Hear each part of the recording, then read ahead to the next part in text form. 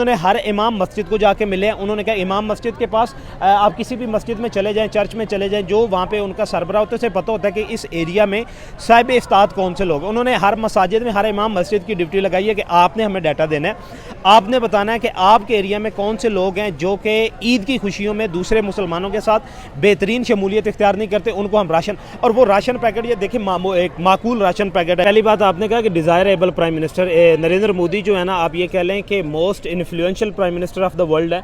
Second ये है कि emerging leader of the world है। वो नेशनल लेवल का लीडर है, वो आप ये कह लें कि प्रोविंशियल लेवल का नहीं है, नेशनल लेवल का लीडर है। तो उसने 2024 में इलेक्शन विन कर लिया है। अब 2029 में जाके उसने इलेक्शन के मैदान में उतरना है। अगर वो वोट गेन करना चाहता, पॉपुलैरिटी गेन करना चाहता, तो वो 2029 वाली ईद में करता या 2028 वाली ईद में करता।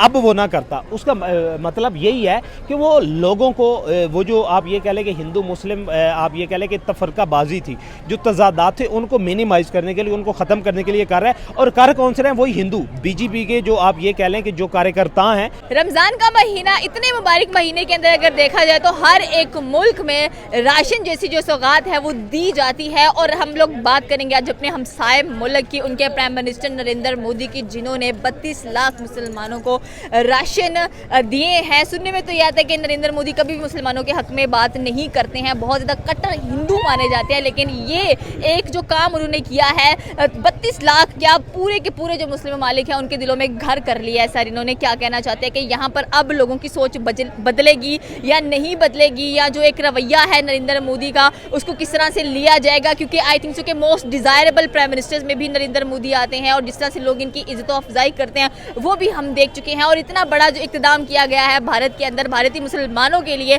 ईद के मौके पर, स्पेशली ईद उल फितर की अगर हम लोग बात करें या हम लोग रमज़ान के महीने में बात करें, पाकिस्तान में कुछ ऐसा नज़र आया आपको अभी तक? देखिए, पहली बात आपने कहा कि desirable prime minister Narendra Modi जो है ना, आप ये कह लें कि most influential prime minister of the world है। सेकंड ये है कि emerging leader of the world है। दूसरी बात आपने ये बात की कि नरेंद्र मोदी, एक दौर था कि मुसलमानों को उकसाने के लिए, दंगे फसाद पे उकसाने के लिए, मुसलमानों की दिल आज़ारी करने के लिए उनके सामने नरेंद्र मोदी का नाम लिया जाता था। गुजरात के वाक़यात, जब वो गुजरात के चीफ मिनिस्टर थे तो तब उस पर जो आप ये कह लें कि कुछ फसादात हुए, हिंदू मुस्लिम कंट्रोवर्सी हुई, जो कि हर आप ये कह लें ना, कोई भी इकॉनमी, कोई भी स्टेट है ना जहाँ पे माइनॉरिटी और मेजॉरिटीज़ के क्लैशेस जो हैं वो चलते रहते हैं। ये आप ये कह लें कि एक ट्रेडिशन है पूरी दुनिया की। आप दुनिया की तारीख उठा के देख लें, अनफॉर्चुनेटली ऐसे हमारे हमसाए ममालिक में भी हम, क्योंकि इसकी बुनियाद तो पार्टीशन के वक्त ही रखी गई थी, तब 1947 में। इसी तरह पाकिस्तान में भी सेम इसी तरह माइनॉरिटीज़ में हुआ था, जो यहाँ से हिंदुस्तान जाना चाहते थे, और सेम सिचुएशन वहाँ पे भी हुई थी, जो वहाँ से यहाँ पे पाकिस्तान में आना चाहते थे। अब सवाल यह है कि नरेंद्र मोदी के साथ जोड़ा जाता था कि एंटी मुस्लिम का एक कॉन्सेप्ट था, वो in the date time when he was the chief minister of the province. अब ये क्या हुआ कि अब ये आप ये कह लें कि पॉलिटिकल ग्रूमिंग भी है एक लीडर की, कि जब एक लीडर प्रोविंशियल लेवल से उठ के नेशनल लेवल पे या फेडरल लेवल पे आता है तो उसका माइंडसेट जो होता है ना वो चेंज हो जाता है। आपने ये देखा कि जब वो प्रोविंशियल लेवल पे था तो उसमें वो हमेशा बात किया करता था हिंदू सुप्रीमेसी की। अब वो क्या बात करता है इंडियन सुप्रीमेसी की, कि इंडिया में रहने वाले जितने भी लोग हैं, अब क्योंकि वो नेशनल लेवल पर है तो उसने सारे के सारे, वो लीडर सिर्फ हिंदुओं का नहीं है, वो लीडर मुसलमानों का भी है, वो क्रिश्चियंस का भी है, वो सिखों का भी है, वो आप ये कह लें कि मुसलमानों का भी है। भारत की खूबसूरती ये है कि वहाँ पर एक से ज़्यादा रिलीजन आपको नज़र आएंगे और उनकी जो प्रोटेक्शंस होती हैं, उनको कह ले कि जिस तरह से ट्रीट किया जाता है, वो देखकर डेफिनेटली मानने पर इंसान मजबूर हो जाता है कि इंडिया एक सेकुलर स्टेट है, और सेकुलर स्टेट का मतलब ही है कि हर मज़हब की इज्जत करना। हाँ बिल्कुल, इसमें कोई शक नहीं, क्योंकि देखिए इंडिया की जब बुनियाद रखी गई ना, इंडिया की बुनियाद सेकुलर स्टेट पर रखी गई थी। अब हम लोग पाकिस्तान में बात करते हैं तो पाकिस्तान की नो डाउट कि पाकिस्तान का मतलब क्या, ला इलाहा इल्लल्लाह, पाकिस्तान की बुनियाद एक मजहबी नारे पे रखी गई थी। लेकिन पाकिस्तान ने अपने बर्थ के वक्त ही पाकिस्तान ने कहा था कि तमाम मज़ाहिब के लोग जो हैं वो आज़ाद हैं। कोई मस्जिद में जाना चाहता है वो मस्जिद में जाए, कोई मंदिर में जाना चाहता है मंदिर में जाए, चर्च में जाना चाहता है चर्च में जाए। अब ये इनिशिएटिव जो कि नरेंद्र मोदी ने सौगात मोदी के नाम से लिया है। देखिए इंडिया में अप्रॉक्सीमेटली 36,000 के करीब मसाजिद हैं जो मेजॉरिटी एरियाज़ में, जहाँ पे आप ये कह लें कि मुस्लिम मेजॉरिटी एरियाज़ हैं वहाँ पे। अब ये गवर्नमेंट का इनिशिएटिव नहीं है। अब ये कह लें कि भारतीय जनता पार्टी, जिसे कि एंटी मुस्लिम कहा जाता था, ये भारतीय जनता पार्टी का इनिशिएटिव है। एक मैंने एक बंदे से बात की इसी तरह, इंडियंस था, तो उसने कहा कि ये गवर्नमेंट ऑफ इंडिया का कॉन्सेप्ट नहीं है, ये सिर्फ और सिर्फ भारतीय जनता पार्टी का कॉन्सेप्ट है और प्योरली नरेंद्र मोदी का है कि मैं अब नेशनल लेवल का लीडर हूँ, तो मुझे इससे कोई फ़र्क नहीं पड़ता कि मेरे मुल्क में कितनी माइनॉरिटीज़ हैं, मेरे मुल्क में किस सेकुलर से ताल्लुक़ रखने वाले या किस सेक्स से ताल्लुक़ रखने वाले लोग रहते हैं, मैं सबका लीडर हूँ।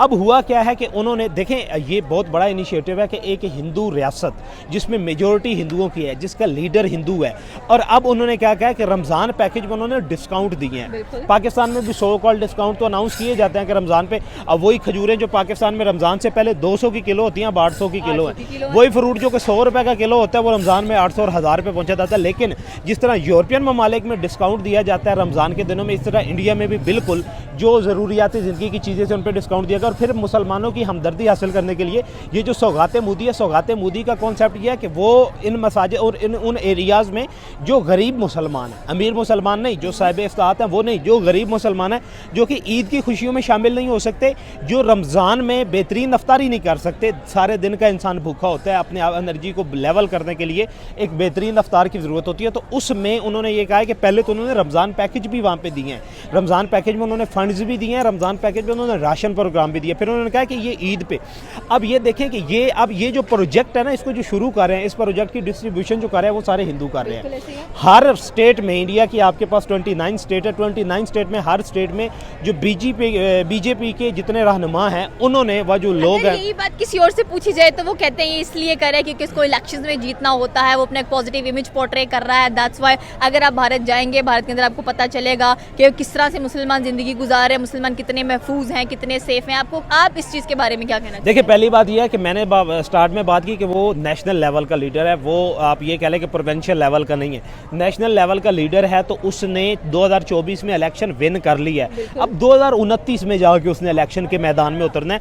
अगर वो वोट गेन करना चाहता, पॉपुलैरिटी गेन करना चाहता, तो वो 2029 वाली ईद में करता या 2028 वाली ईद में करता, अब वो ना करता। उसका मतलब यही है कि वो लोगों को, वो जो आप ये कह लें कि हिंदू मुस्लिम, आप ये कह लें कि तफरकाबाजी थी, जो तजादात थे, उनको मिनिमाइज़ करने के लिए, उनको ख़त्म करने के लिए कर रहा है। और कार्य कौन से रहे हैं? वही हिंदू। बीजेपी के जो आप ये कह लें कि जो कार्यकर्ता हैं वो डिस्ट्रीब्यूट, उन्होंने हर इमाम मस्जिद को जाके मिले हैं। उन्होंने कहा इमाम मस्जिद के पास, आप किसी भी मस्जिद में चले जाएँ, चर्च में चले जाएँ, जो वहाँ पर उनका सरबराह होता है, उसे पता होता है कि इस एरिया में साहिब इफ्ताहत कौन से लोग। उन्होंने हर मसाजिद में, हर इमाम मस्जिद की ड्यूटी लगाई है कि आपने हमें डाटा देना है, आपने बताना है कि आपके एरिया में कौन से लोग हैं जो कि ईद की खुशियों में दूसरे मुसलमानों के साथ बेहतरीन शमूलियत इख्तियार नहीं करते, उनको हम राशन, और वो राशन पैकेट ये देखिए एक माकूल राशन पैकेट है, जिसमें चीनी भी है, शक्कर भी है, घी भी है, सवैयाँ भी हैं, आप ये कह लें कि उसके अलावा चावल भी हैं, उसके अलावा ये आप जितनी ज़रूरत की चीज़ें हैं, जिसमें नमक है, मिर्चें हैं, ये सारी चीज़ें जो ज़रूरत की एक फैमिली को कम से कम एक महीने का राशन जो वो उन्होंने दिया। तो ये इसमें कोई शक नहीं है, ये एक बेहतरीन इनिशिएटिव है, वो भी इंडियन नेशन का, इंडियन, आप एक हिंदू प्राइम मिनिस्टर का, एक हिंदू सबसे बड़ी कहने के सुनने में ये भी आया है कि ये पहले ऐसे प्राइम मिनिस्टर हैं जिन्होंने ये इकदामात किए हैं। जी बिल्कुल, उससे पहले आप ये देखें ना कि क्लोज प्राइम मिनिस्टर जो थे ना, आपके पास मनमोहन सिंह थे, जिनके साथ मुसलमानों की हमदर्दियाँ ज़्यादा थी, जिसे कह लेते थे कि साइलेंट प्राइम मिनिस्टर थे, ठीक है, लेकिन उन्होंने भी नहीं किया। उससे पहले आप ये कह लें कि अटल बिहारी वाजपेयी के बारे में कहा जाता था, उन्होंने नहीं किया। फिर इंदिरा गांधी और राजीव गांधी, जो कि आप ये कह लें कि ये बर्थ पार्टी थी इंडिया की, अब इनके दरमियान ये जो पार्टी थी ना, इनके ज़्यादा क्लोज थे मुस्लिम, इनकी पॉपुलैरिटी देख लीजिए, इनके साथ अट्रैक्शन द एसोसिएशन या कनेक्शन जो दूसरे मज़ाहिब का था वो ज़्यादा था, लेकिन इनमें से भी किसी ने नहीं किया। कि नो डाउट इसका क्रेडिट जो वो तो नरेंद्र मोदी को जाता है, जिन्होंने इस बेहतरीन इनिशिएटिव को लिया, और इससे नो डाउट के मुसलमानों, आप देखेंगे। और दूसरा, उन्होंने प्राइम मिनिस्टर हाउस में अफ्तार पार्टीज़ करवाई हैं, जो बड़े बड़े मुस्लिम उलमा थे, जो बड़े बड़े मुस्लिम रहनुमा थे, इवन के असद अवैसी को भी उन्होंने बुला के उनका भी अफ्तार वहाँ पे करवाया, सबको गले मिले हैं, उनको खुश आमदीद कहा है रमज़ान के महीने में, और उन्हें बताया। देखें, आप बाकी मामलात, लॉ को अपने हाथ में लेना या everyone equal under the law, आप इंडिया में ये देख लें कि इंडिया में एक लॉ सुप्रीमेसी है, कॉन्स्टिट्यूशन सुप्रीमेसी है, वो पाकिस्तान की तरह लॉ लेस लैंड नहीं है। वहाँ पे जो बंदा लॉ को हाथ में लेता है, चाहे वो हिंदू हो, चाहे वो ईसाई हो, चाहे वो मुस्लिम हो, चाहे वो सिख हो, आप ये देखें ना कि सिखों के यहाँ ब्लू स्टार के नाम से कितना बड़ा ऑपरेशन हुआ था। अब इसका मतलब ये तो नहीं है ना कि सिख ये कह दे कि गवर्नमेंट ही हमारे खिलाफ है, हालांकि सिख में मेजोरिटी जो है सिविल सर्विस में सबसे ज़्यादा मेजोरिटी सिखों की है। आपकी फिल्म इंडस्ट्री में अब सबसे ज़्यादा कंट्रीब्यूशन सिखों की आ गई है। आप ये फिल्म स्टार आपके पास सिखों के, क्या एक्ट्रेस हो जाए एक्ट्रेस हो, वो ज़्यादा, और कंट्रीब्यूशन भी बहुत ज़्यादा दे रहे हैं। फॉरेन रिमिटेंसेस सबसे ज़्यादा जो इंडिया में आती हैं वो सिखों की आती हैं। लेकिन ऑन द अदर साइड से सिख सेपरेशन मूवमेंट तो वहाँ पे चल रही है, लेकिन उनका और दूसरे के साथ ताल्लुकात जो वो डिफरेंस है। तो ये इसको हम लोग रिलीजियन पॉइंट ऑफ व्यू से और इलेक्शन एजेंडे को फॉर अवे करके अगर हम लोग देखें तो ये बहुत अच्छा स्टेप है। बिल्कुल, ह्यूमैनिटी के तौर पर अगर देखा जाए, इंसानियत के तौर पर देखा जाए तो हर किसी को प्रायोरिटाइज करना ही पड़ता है अपने मुल्क के अंदर। एंड स्पेशली अगर हम लोग पाकिस्तान की बात करें तो पाकिस्तान में जैसे कि आपने बात की कि यहाँ पर डिस्काउंट देने की बजाय चीज़ें और महंगी आपको नजर आती हैं, लोग अफोर्ड भी नहीं कर पाते हैं। मुनाफाखोर तो एक्टिव ही पाकिस्तान में रमज़ान में होते हैं। और दूसरा अब ये देखें ना, इंडिया में जो मैंने कहा है ना, उनके जो प्राइस कंट्रोल ऑफिसर्स होते हैं या वहाँ पे प्राइस कंट्रोल ऑफिसर्स हैं, यहाँ पे प्राइस कंट्रोल मजिस्ट्रेट है। यानी कि मजिस्ट्रेट जो होता है ना, जो लॉयर होता है, जो जज होता है, उसके पास इख्तियारात ज़्यादा होते हैं, उसका औरा ज़्यादा होता है। लेकिन आप ये देख लें कि हर तरफ अंधाधुंध है, अंध मची हुई है हर तरफ। कोई किसी के पास कोई प्राइस कंट्रोल का कोई मैकेनिज्म ही नहीं है। जो जिसका दिल करता है वो, आप ये कह लें कि सेब जो रमज़ान के आने से एक दिन पहले जो कि 250 का किलो था, बेहतरीन सेब जो है वो 900 का किलो है पूरे रमज़ान में। और लोगों ने खरबूजा ख़रीदा है मैक्सिमम। आप ये मिडिल क्लास लोग जो हैं, उन्होंने खजूर और खरबूजा एक, आप ये कह लें कि इस रमज़ान में वो अफोर्डेबल था, अगले वाले में हो सकता है वो भी अनअफोर्डेबल हो, ठीक है। और इसके अगेंस्ट आप ये देखें कि वजूहात लगती है कि ऐसा क्यों होता है कि दूसरे ममालिकों में रमज़ान आता है, उनको डिस्काउंट्स दिए जाते हैं, चीज़ें सस्ती तरीन कर दी जाती है, हर कोई अफोर्ड कर, लेकिन पाकिस्तान में उल्टा हो जाता है। यार ये हमारा माइंडसेट है बेसिकली ना, ये हमारा माइंडसेट है हमारा। आप ये देख लें कि ना, हम लोग होली और इस तरह के त्योहारों में या क्रिसमस पे तो हम लोग डिस्काउंट लगा रहे होते हैं, लेकिन इस तरह के डिस्काउंट में हम लोग नहीं करते। और दूसरा ये तो गवर्नमेंट फेलियर है ना। देखिए, मुनाफाखोर तो हर कंट्री में होते हैं, ठीक हो गया। जहाँ पे लॉ सुप्रीमेसी होती है, कॉन्स्टिट्यूशन सुप्रीमेसी होती है, तो वहाँ पे कोई इशू नहीं होता। पाकिस्तान में ना तो लॉ है, ना तो कॉन्स्टिट्यूशनल सुप्रीमेसी या लॉ लेस लैंड फिलहाल बन चुकी है, जिसका जो जी चाहता है वो करता रहता है और कोई उसको रोकने वाला नहीं होता। बिल्कुल, ये थी पाकिस्तानी अवाम की राय की। अगर बात की जाए PM of India Narendra Modi की, तो उन्होंने सौगात मोदी के नाम से कह लेंगे बहुत सारे इकदाम किए हैं भारतीय मुसलमानों के लिए। आपकी क्या राय है नीचे के कमेंट सेक्शन में बता सकते हैं। हमारे चैनल को सब्सक्राइब करना बिल्कुल मत भूलिएगा। तो मिलता है अगली वीडियो में। अल्लाह हाफिज़।